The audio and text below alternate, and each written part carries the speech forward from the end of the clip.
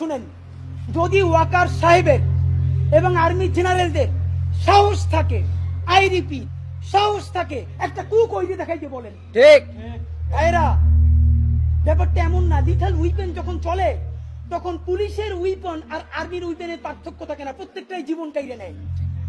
এই মাত্র একটা বছর আগে আমাদের হাজারো হাজারো শহীদ যেই গুলিতে শহীদ হয়েছে, এর চেয়ে দামি গুলি তো আর্মি আমাদের উপরে ব্যবহার করতে পারবে না। আপনি মনে রাখেন, এই ওয়াকার সাহেব অথবা আর্মি যদি কোনো কু করার চেষ্টা করে, জনগণ গিয়া ক্যান্টনমেন্টের ইট খুঁজে নিয়ে আসবে। ইট, ঠিক একটা ইট ক্যান্টনমেন্টে আস্থা থাকবে না, আপনি যাইকে রাখেন। ঠিক আপনি কারে ডরান? আপনি ভোট নেন। মিনিমাম 100 রিক্সাওয়ালার সাথে কথা বলেছি গতকাল পর্যন্ত, প্রত্যেকে বলে এই উপদেষ্টাদেরকে তারা বিশ্বাস করে না, কিন্তু ইনুস বেড়া ভালো।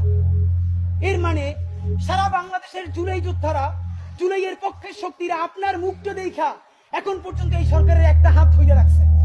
কিন্তু এই উপদেষ্টাদের কেউ কেউ ইতিমধ্যে রাজনৈতিক দল যারা সামনে ক্ষমতায় আসবে তাদের সাথে নেগোসিয়েশন করে কেউ সামনে আইনমন্ত্রী হবে, কেউ অন্যান্য মন্ত্রী হবে, কি কি হবে এইটা পাকাপোক্ত করে এখন তাদের জবানে আমাদের ঘোষণাপত্র লিখে দেয়। ঠিক এখন সেই ক্ষমতায় যারা আসবে সেই দলের মুখপাত্র হয়ে তারা এই সরকারের মধ্যে কাজ করে।